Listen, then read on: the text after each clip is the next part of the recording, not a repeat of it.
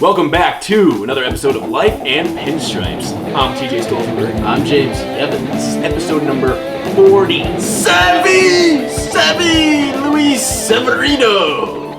And I can't wait to talk about him. We're going to talk about Yankees a little bit later. I know. But first, episode 40. That's kind of a milestone, by the way. I know. How about that? 40 episodes. Dude, about it. Good for us, by the way. And you know, it's funny. We're going to talk about things such as when your friend takes magic mushrooms. Yes. Somebody broke history in their bank account. Kids with cancer raising money. I know. You're probably saying to us, what the hell is going on here today? It's a wide variety of topics, but we're excited. And it's going to be a good episode today. So stick around and listen up. Presented by Clovercrest Media Group, by the way. Clovercrest Media. Thank you. Foist. Before we get into anything, I want to talk about a little life aspect because something strange and awesome happened for me the other day. Go for it. I mentioned it before we went on air. I shot a movie like over a year ago. Yes. It was basically a student film. He was an actor. I was an actor and hopefully still am. You probably still got the chops for it. Maybe. We'll see. But nonetheless, it was an honor to work with that crew. Mike, shout out to you, the director. He's awesome. I basically was doing a student film at the University of Hartford, but it was essentially just a student using university-level equipment, which was awesome, but it was not for any film class or anything, so he had free reign to kind of do whatever he wanted. So with that, we were trying to shoot a comedy, and as it unfolded, it turned into a horror film. I don't know if it's because my acting wasn't funny. It was terrifying, but nonetheless. Unless your acting was so bad. It was so bad. It was terrifying, actually. It was so bad. You're not funny at all. You are quite scary. Do you think it's like one of those, like, so bad it's good? Like one of those actually, bad comedy horror movies? So actually, that's the thing. Like, in a way, I was waiting forever because I thought this project died. This kid had sent me, like, the last edited version, like, a year ago. And I thought the project died in the water because he went out to California with a bunch of his boys and they're still pursuing that dream. And so, out of the blue, when he calls me, I'm like, well, maybe, I don't know, maybe there's another project coming up. Or maybe he just wanted to say hi to you. Oh, yeah, and not that I always need a gain. Oh, and you're a by the son way, now. that freaking Stinkbug is back. It's flying around. It landed on my finger last week. Well, you know what it is? I think it's coming back for more because it probably wants the thirst of the TJ right now. It loves me. It loves the stench of my voice. Anyways. The point is, the movie is 98% done. He sends it to me.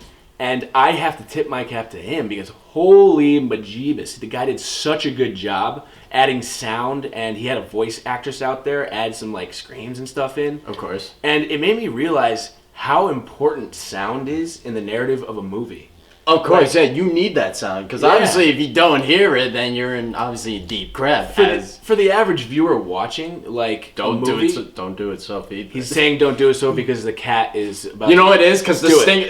Look at it, the cat. If you can't see this, I feel like I should just turn it around and. The Stinkbug is literally on the camera right now, and Sophie is just looking at it, just like I want to eat it. But obviously, if she tips the camera over... That'd be kind of cool, actually. It would be kind of cool. And we're going to keep rolling if it does. But anyway, as we keep on breaking the fourth wall. But sound is very important nowadays. Especially with this podcast. I remember I couldn't watch The Grudge when it came out because I'm terrified of scary movies. And I put it on mute one time. Yeah. And watching it, oh my god, it's right on the freaking screen. I keep on thinking, I'm ready for it to actually go onto the camera. Okay. We have to try to focus. But this Stinkbug is right in our wheelhouse. Stinking our flow right now as he's right near the bottom of the light right now. I wish that for you of you at home we could see this. You can't, but nonetheless trust that there is quite a stinky stinkbug flying all around our business. We have a stinky situation. Anyway, sound is important. The Grudge. Sound is important. The Grudge. The sound. Whatever. The dude did such a good job adding like explosive sound and building moments for the average viewer who's not really, let's say, connected to the media that's happening. What people will do is, like, their secondary senses pick up things. So for those like that might be watching something, but their mind isn't where it needs to be, and their heart isn't, the sound quality and the things like, whoa, like scary moments might be built up through sound, and it was happening for me. And I had an honor to show it to my friends and family, and I can't wait for you to see it. Obviously, but the movie's called Gas Blastus, and Gas Blastus. Yeah, I'm gonna write it down. Gas Blastus. It's essentially about a disease that takes over your mind, and It's a 10-minute short film. It's basically 98% done. All that's left is me to dub over a few things. And where can they find this? Basically, I have no idea. Okay. Because it's going to be the property of Mike Matuzak. It's as close as good as I'm going to do pronouncing his last name. Our viewers may be interested but in watching. What I will do film. is, as soon as it's done, I'll post it up on my social media and the Life in Pinstripes page. Absolutely. Because yes. I really want everybody's feedback. And it's one of those things where I'm not that embarrassed putting it out there, but I've always never liked watching myself, oh my God, because I'm such a good actor.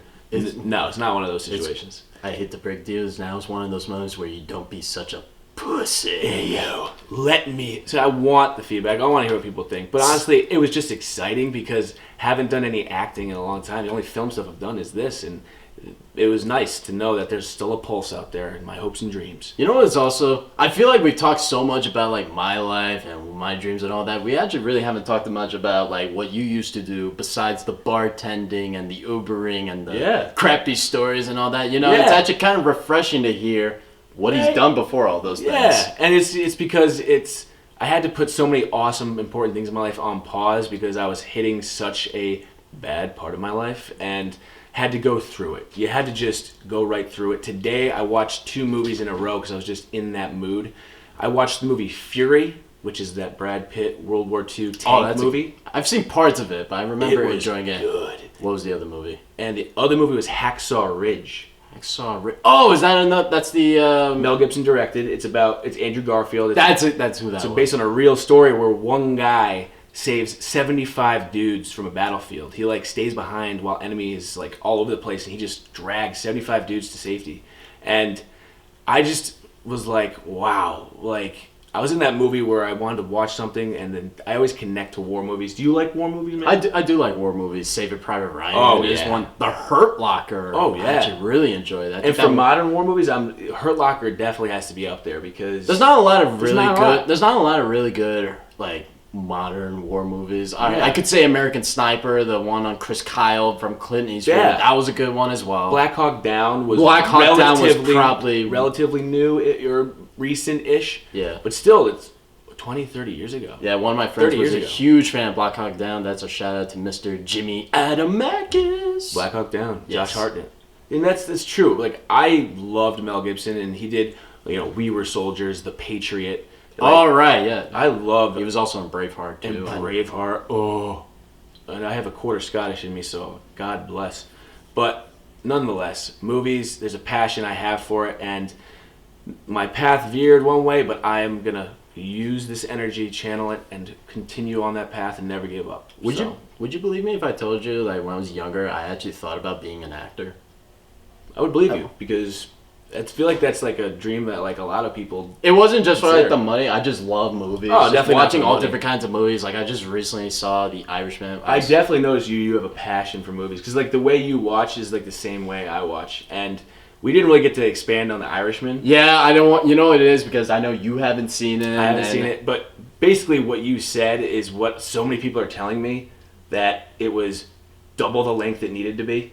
It was way too long. And as soon as you think the movie's over, there's a whole nother Don't movie get me wrong. it. I love Robert De Niro. I love Al Pacino. And I love Joe Pesci. But my goodness, if there was a movie that was 3.5 hours long saying, we've got a problem, that's way too long for me. And that's the thing. Martin Scorsese... Oh, man. Yeah, who's one of done my favorite directors legendary ever. movies. It's just like... And the legendary cast... A famous line in Family Guy who was making fun of The Godfather, who, remember, like you love The Godfather, yes. And not that I don't love it, but Family Guy once said, it insists upon itself. I knew you were going to say that. It insists upon itself. First of all, I remember... It so does. When I first saw that movie, I'm like, what the hell does that actually mean? It insists upon itself. Oh, so like, it basically is like when you get all those all-star casts and the director, it's like, not that they're so full of themselves, but... It's like there was no energy and good things put into the narrative and the acting, and it was just like arrogance in a way where if we just have this person on screen, people will be amazed. But you still have to do a job. You do have to perform and create a story, build things, and essentially, I think that's what they mean. It insists upon itself. It's just like a normal scene of a guy drinking a cup of something in The Godfather is that much better just because it's the names of who it is. Or maybe it's just the fact that it's just a 3-hour-long movie about the passing the throne to the younger son and all that. See, but that's the thing. It's a good 3+ hour movie. Oh, it's a fantastic 3-hour movie. And I have no problem. Braveheart, another example of a very long movie. And if it's doing its job, I'm hooked, and I don't even care how long it is. If anything, I don't want the movie to end. But I've heard the Irishman... Goodfellas is that movie for me. From start to finish, I want more. Yeah, and then I hear this Irishman thing, and there might be some weird bureaucracy thing because it was with Netflix, and they were trying to... I feel like it's because it's the whole Netflix, and it's Martin Scorsese, and it's Robert De Niro, and Al Pacino, Joe Pesci. It was the core ingredients. It was the core ingredients to what would be a great movie, and I think it was Netflix's attempt to counterbalance the launch of Disney Plus. Exactly. There's a way for them to actually fight back because Disney Plus, everyone is getting Disney Plus. And Disney Plus, you might know this, but they bought Marvel. They have own Marvel. They own Marvel. They own all the younger, like our childhood, pretty much movies. Boy Meets World, Sweet Life, Zack and Cody, Phil the Future. Wow, Phil the Future, Hannah Montana, and then also they have like the Lizzie McGuire movie, and like Luck of the Irish and things like that. See, that's awesome, and everyone has a good time doing that. But I know Netflix was kind of sitting in the water there, being like, we got to do something. So there was definitely a large group of people that went just to Netflix, bought a subscription just so they could see The Irishman. That was probably their intention, but they might have not done as well if it maybe went into a theater, and I don't know why it was just released on Netflix, but nonetheless, heard it was a disappointment. It's controversial. Some people said it's Martin Scorsese's masterpiece, and I do have to say this. Really? This is bullshit! It's considering with all these other movies that he's made, The Taxi Driver, The Departed, Raging Bull, Goodfellas, Casino, Wolf of Wall Street. Bam, bam, My bam. goodness. Like another example of something that insisting upon itself, I just realized my buddy of mine said, you really just come into the story. It's not like there's a beginning, middle, and end. You just get a view into somebody's life and what's happening. You really have no idea what's going on. And then as you piece it together, the movie ends and you're like, wait, that's it? But that's when I feel like another example of insisting upon itself. It's just like you're just glimpsing in and it's already cool because it is who it is. Because it's what the story is like. I couldn't wait for this movie to come out for the longest movie that I know of Jimmy Hoffa. I will say this. The first hour and a half of the movie was awesome. It was phenomenal. It's right here. The final 2 hours, dread out, stretched out, way too long, unnecessary. They easily could have cut out at least like an hour and a half at least. Yeah, and especially these days with attention spans being so... And my attention span, I'm usually good. I'm like, when something, I get hooked like that. Yes, and that's what you're talking about, your passion for film, and I love watching movies with people. I had a buddy of mine, shout out to Ryan Ianni, who watched movies, we'd go to theaters, and we would just all of a sudden not even speak or blink until the end of the movie, and then we'd share our ideas and everything. But tell me, and you, audience, I want to ask this to the audience out there. You answer this from me. All right. One of my biggest pet peeves is people that are loud, distracting, obnoxious in movie theaters. Oh my God. Do you get bothered by that? Absolutely, yes. There's a few, if it's a deep movie, say Joker, for example, you guys are I remember one time I saw, the movie Cloverfield, the horror movie, when he takes over New York. I had one guy sitting in front of me, and this was also 2008. I was 13 years old. This guy kept on burping and burping. I'm like, I couldn't hear anything. I wanted to say, dude, shut up, for God's sake. It's okay, it's funny the first or 2 times you do it, but yeah, I had a group of friends like Cloverfield. We saw the movie The Grey, which was a very deep psychological movie, and Liam Neeson? Yeah, Liam Neeson, and it's more than just a plane crash and them fighting off wolves. It's a very it's a metaphor for many big things in life, fighting off darkness in your life and depression and all that. And anyways, at the end, we're driving home, and my buddy's girlfriend says, I hope they didn't actually hurt any puppies, and they killed the puppies in the movie. Jesus Christ. And I'm like, okay, all right, I'm not going to get mad. Everyone has their opinions. And there's a reason why it's called a movie, and that's why they also said no dogs were harmed in the making of this movie. And it's the fact that she didn't actually get it. It's okay. Some people receive movies differently. But while in the theater, there was I saw it with my buddy Ryan Ianni first and loved it and was gripped, and I couldn't wait for my boys to see it. And my one friend, Sebby Bordenero, shout out, who sat to my right, I know he was watching, but I know the rest of the crew was just talking and jib-jabbing, and it was just... The worst moment that ever happened in a movie theater. I'm watching a deep, awesome movie. It's the sad part. It's that moment where if you can ascend and connect and just forget that you're you with your phone and your bills and your life, and you just completely are enveloped by the movie. There was this big dramatic moment, and because someone in the audience was either uncomfortable with it or didn't have the ability to connect, they started laughing during a very, very sad part. And me and my buddy Ryan literally gripped our seats because we wanted to get up and be like, why are you even here? If you are not enjoying this and connecting to this, why are you ruining it for all those who can appreciate this art? I also got another story as you continue to Give it to us. All right. So we saw, was it me and a couple of my friends saw Avengers Endgame earlier this year. Great movie all around. Huge series. Before the movie even started, first of all, this theater was packed. This was the second day it came out. Of course. And this woman was like playing. I'm like, oh, I think my friend had her seat, like her feet up like this, and I think the woman in front was complaining about it, and my friend refused to move the feet. I'm like, dude, don't get us kicked out of the movie because of your bullshit. Seriously. Oh, jeez. That reminds me of, because I have to say it every episode, Kyrie not taking off his hat for the photo. I'm just kidding. Should I just do that? We're not gonna go there. All right, but that's weird. That's so annoying. I'm just do what the lady says. All right. I've been waiting 11 years for this movie to come out. Yeah, and it's if you're enjoying if you're about the movie and there for the movie, then take your feet down. Who cares? You're there for the thing, and you're with a group of friends. Isn't that that's embarrassing? I just find it funny, but I honestly get embarrassed when you're in your group of friends and you have a friend that does something very embarrassing, or something that you would never do. If they get in the bar fight.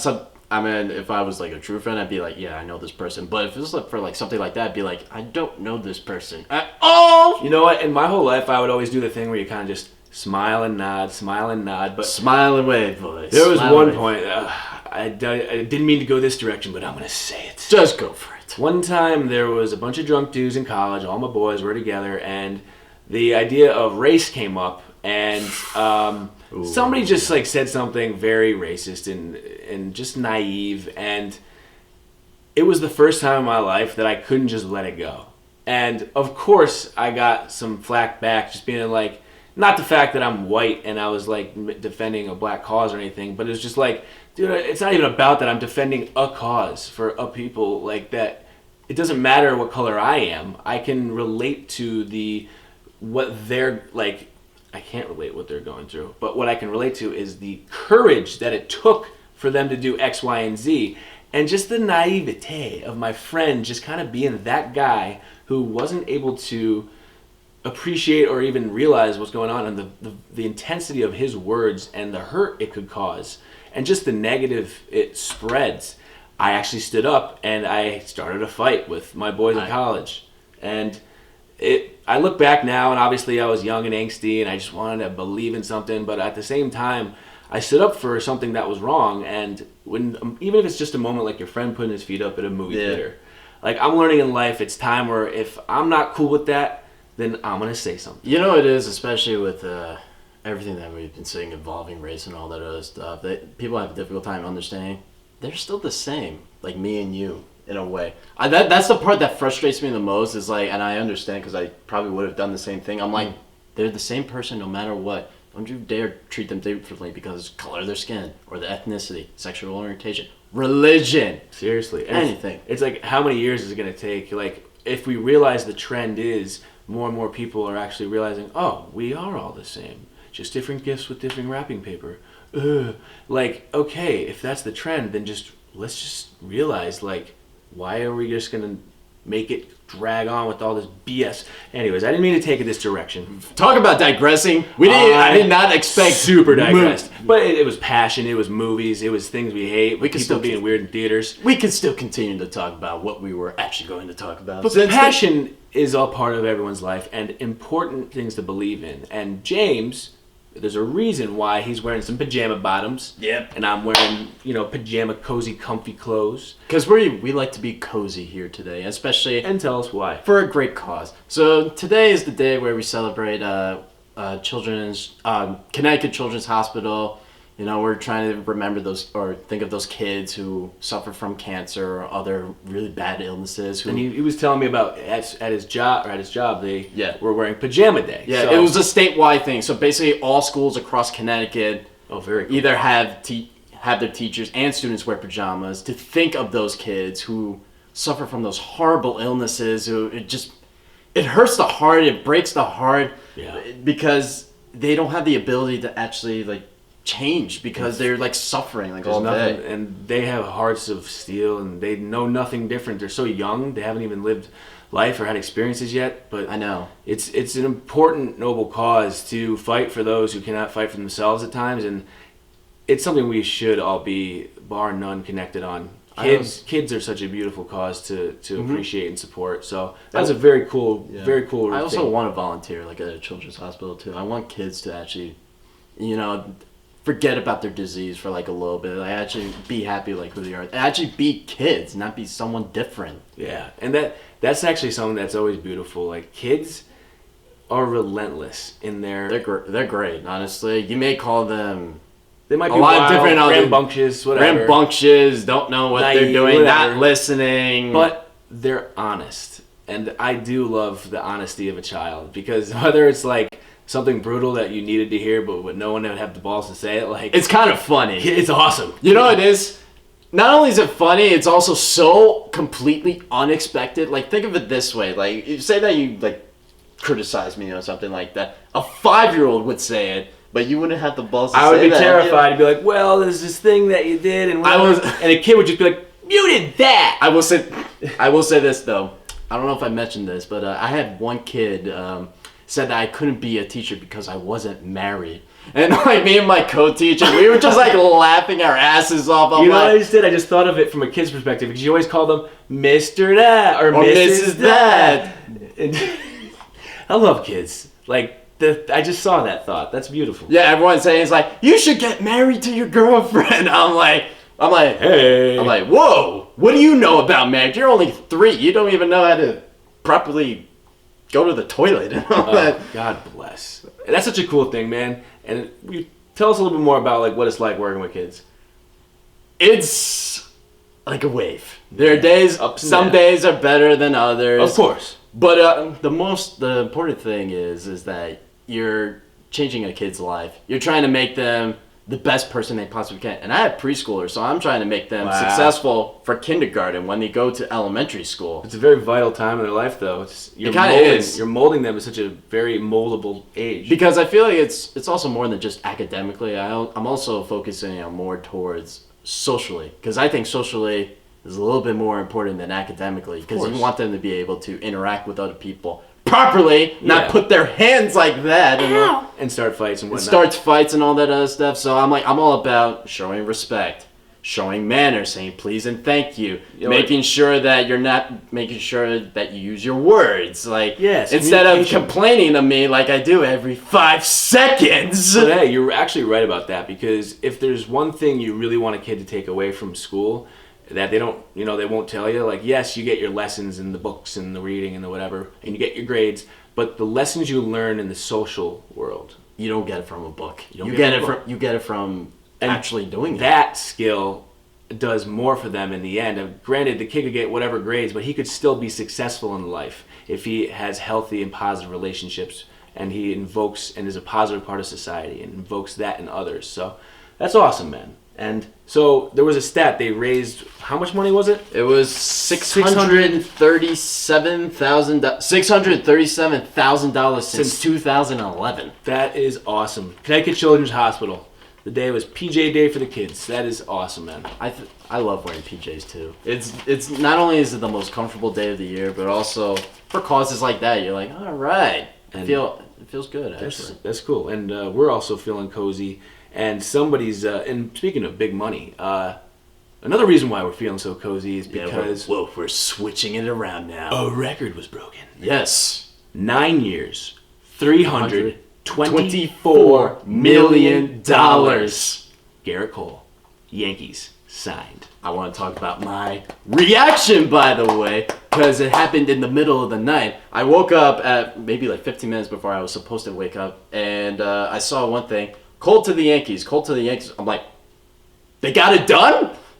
I'm like, holy crap, they got it done. I'm like, oh man. The funny thing was, you texted me first before Cole happened. Yeah. Didi signed with the Phillies. Yeah, I know, because I was upset about that. And you were upset, and I was like, oh, crap. And then literally, it was just probably right after you went to bed. It was like 12:30 at night when it happened. I got the thing, and I was like, but then there's this.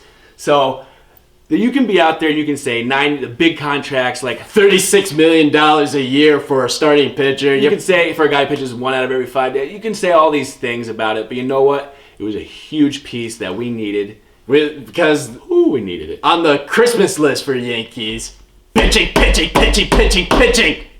got it. And if you didn't understand that, pitching. More pitching. So our potential, 5-man rotation could be Gerrit Cole, Severino, Masahiro Tanaka, James Paxton, either Domingo Germán or Jordan Montgomery, but most likely J-Hap, who knows? J-Hap, who knows? But anyway, yeah, that's a championship built roster right there. Big piece. I'm excited to see what Cole can do, and I honestly think it's not going to be that thing where after you get a big contract, they rescind. His stats probably won't be as good as last year's because that's almost impossible. If he can win 15 to 19 games, I'll take it. And you know what? Honestly, it's just he literally can almost not repeat what he did last year, and I understand that. No, that was inhumane what he did. There was a point where he didn't lose for what was it? He didn't lose from May. He didn't lose from May until that start against the Nationals, and where he gave up 5 runs, I think it was. Right. But hey, we'll take Gerrit Cole, and I will say this. It did kind of help me feel a little bit better because there was the whole Didi Gregorius going to the Phillies. Now, as you said, you're kind of expecting it.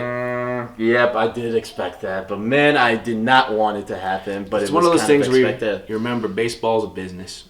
But the heart is there. And, Didi, my heart was with you, man. Dude, you were phenomenal. You had the toughest challenge. Literally toughest job. In all of Major League Baseball.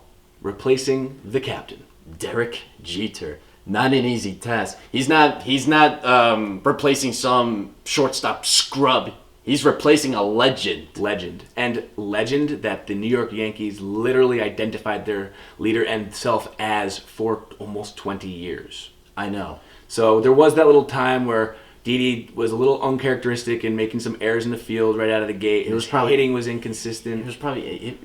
Of course, you're anxious, but I'm you're scared. Very happy that either Brian Cashman or whoever saw what they saw, and what unfolded and developed over the following how many years was beautiful. It was definitely, it had to be all on him too, because he literally went from being the least Yankee favorite to being the fan favorite in a matter of a couple of years. And there's so many things to remember. I mean, the swag, that beautiful swing he had to right field, so pretty, and his glove was phenomenal. It's so pretty in the field. You're right, and you're right. When he swung and hit a home run to right field, it just had so much flow and just he developed a lot of pop. You know, people make fun of Yankee Stadium's wall for being short, but he was crushing it everywhere. His balls went to triple deck. Don't matter if it was a short wall or not. He had that huge grand slam and that in the ALDS. And your favorite and my favorite. My favorite moment 2017 of the wild card game. Yanks down 3-0. Luis Severino just got punched in the gut. I literally thought the season was over when Luis Severino couldn't get out of the first inning. He only got 1 out. He got 1 out. Then he got the next 2 runners on, and then we were down 3-0. And then I still remember. I was bartending that day. Were you at the bar? No, I was not at the bar. I was bartending. I remember I was walking around the bar, going to a table in the far corner, and as I'm looking, and I'm already feeling a little nervous because nobody else in the place is really caring. There's a lot of Red Sox fans there. As soon as that ball was hit and I saw the path of the outfielders going, I knew it was gone, and I may or may not have yelled out loud, "Bleep yeah!" I couldn't believe without the bleep. I couldn't believe it. Honestly, it's you know what it is? It was all those years of frustration not hitting with runners in scoring position. Oh, yeah. It felt like deja vu all over. Yeah, because I remember they got first and third with nobody out, and then Gary Sanchez hit a pop up. I'm like, oh, you gotta be kidding me again with this wasted opportunity, and that was the theme of that whole year. We could not get the clutch hit, and Didi just released the pressure, and the world went nuts. And Didi made himself a legend in Yankee history. He really did, in such a short amount of time. It might have been the greatest moment of the 2010s for the New York Yankees. I mean, yeah, because as we know, we didn't really make it to a World Series in that decade. Not saying we had an awful decade, but it was... Yankees have at least made it to the World Series once every decade since the 1910s. Except for this decade, which still kind of sucks. Except for 2001 to 2000... 2010 to 2010 to 2019, zero. Zip! Nothing! But we're thinking 2020. Yes. We will. Also, I do want to remember one more memory of Game 5, 2017 ALDS. Corey Kluber on the mound in Cleveland. Oh, wow. 2 home runs against the ace, Corey Kluber. How does that happen? Because he's Didi. And Didi did have that clutch in him. You know, he had the clutch gene. I think once in him. Oh, totally. And once that identity of our captain's gone, we have somebody else at shortstop. Literally, no one else could have done the job he did. Literally, no one. Not even over him, the fans. It's New York, nonetheless. I don't think Francisco Lindor. I love him. I don't know if he had the chops to actually do what Derek Jeter did. Probably not. Or what Didi did, I should say. Whoever comes to play shortstop again, and maybe it'll be Gleyber Torres, maybe he'll get first of all, I think Gleyber, first of all, I think he's much better defensively at shortstop too. So. I like him there. I like that. But whatever happens, it was an honorable job that Didi did, and it's going to be great to remember you. And I wish you nothing but success. And I know for a fact it's a 1-year deal. He'll be celebrated. If we play the Phillies this year, if we go there, he goes there. He needs a video. He needs a standing ovation from the entire stadium. And Didi is also playing with Joe Girardi again. That's right. So he's playing with the man who probably transformed his career, if you think about it. So he's there to lift up his spirits once again. I think the Phillies are something to be. I think there's no bull. And I think Bryce Harper will finally be like what happened with Didi when he. I think Joe Girardi. Bryce Harper will be like, okay, I don't have to worry about my contract and stress for a moment. And I think Joe Girardi will actually straighten out Bryce Harper. Yeah. Because think of the players that Joe Girardi had to deal with. A-Rod, for example. That whole mess. And Girardi got the World Series, so, Phillies are going to be scary next year. But there's one more Yankee thing that happened. Brett Gardner. Yes! Another year of the Gardy Party. Now, I don't know if there's mixed views out there. And mixed views. Many people aren't as big on Gardy Party as you would think. Oh, come on. Are you kidding me? I'll give you the devil's advocate. He's the fastest player on the team, speed-wise, and he only tries to steal 12 to 15 times He's also the only leader of the team, I would say, besides Aaron Judge. Yeah, he definitely is clubhouse. Now, I'm not saying none of those things are true. He hit way more home runs than you would expect. He hit 28 home runs. I did not expect that. Yeah, and once again, the wall had nothing to do with it. He hit bombs. But the guy, some say he may uppercut too much trying to hit over that wall. He doesn't get on base enough. I think his stats are just enough in the new age of sabermetrics, looking at how many times he does get on base. He is small. He walks a decent amount. But he should be one of those guys, even though he's late in his career, where a walk turns into a double. It turns into him getting the second more often. I always thought he should have tried to steal more, be more aggressive. But he doesn't. And he's getting up there in age, too. So his speed is probably not as fast as he used to. And I'll take all the good things about him because, even if the one bad, there was this time where he's one of those guys where he's on first base and the ball's hitting the gap, and he had to read the ball falling longer. And his speed should have always known, okay, that ball's not getting caught. He should have scored easily. There's just been a couple decision-making base running things where his speed is almost neutralized because he's not the best base runner. I'm all about. See, here's the thing. There are times where he may be on a cold streak, but his presence is still felt. Yes. The bat thing. And now, after all that devil's advocate, I have to say, I do like the guy. Yes! Not only is he a clubhouse leader, but the bat thing, the savage, everything, he's exactly who we need. And we do need a veteran presence in that clubhouse. We got a lot of young guys there. And also dudes that are still new to the team. Giancarlo is still relatively new, and we got Gerrit Cole. We need somebody that's been there for a while. Because CeCe's gone now. And no Hicks, too, because of Tommy John surgery. So we're going to need that outfielder. I like it. I think Gardner is probably going to be in the starting center fielder spot until Aaron Hicks comes back. Rotating Talkman. Whatever the hell that is. Aaron, get better and get well soon. Hope Tommy John goes well. But Tommy John, this is Timothy John, and that's James Evan, and we're at the end of the episode today. Wow. That was really awesome. That was a lot to talk about, man. Woo! We did it. We had a lot. It was just passion today. I loved it. I felt it. So before we go, where can they find us, good sir? You can find us on lots of podcast platforms. I showed you how we're officially on iHeartRadio. We're on iHeartRadio. There's iTunes. There's Apple Podcasts. There's Spotify, Google Transistor. Play, Transistor, Castro, Breaker. My goodness, I know I'm getting all over the place. Come find us. Come find us. Come look at these nice blue pajama bottoms I have to bring today. And it was definitely an early Christmas present, or for our sake. Yes. Hanukkah for us. Thanks, Yankee fans. Gerrit Cole. Thanks, man. I can't wait to watch you pitch in pinstripes. I gotta start looking for Yankee tickets now. Yes. And try to. Ooh, yeah. I can't wait to go. I know. That's exciting, and we look forward to it. And we look forward to talking to you next week. It's been episode number 40. Luis Severino. Yes. Sevi. How about that, Sevi? Pressure probably completely off now. Anyway, he's gonna be awesome. Yes. Hey, what an episode, bud. I want to shake your hand on camera. Yes. That was great. Show the love. And give ourselves a little tap on the cap here. Mark Philo, also giving you a shout out because you're my boy. Tip of the cap to us, big man. Yes. 40 episodes. I know. Can I do one more shout out, by the way, to one of my very good friends out there? Just go for it. Bro. Yes, my buddy, Tony Valentino, who literally asks every week to actually be on the show, but unfortunately he lives up there in Boston, so... You might be able to work something out. We'll get you up there, man. We'll definitely get you on the show, because I know he's a Red Sox fan. That'd be awesome. Bud, we're going to get you on there, my man. Keep listening, and as always, never forget to rock and or roll. Holy crap! That was top work, dude. That was sick! Memory card was in there, right? Yeah, of course.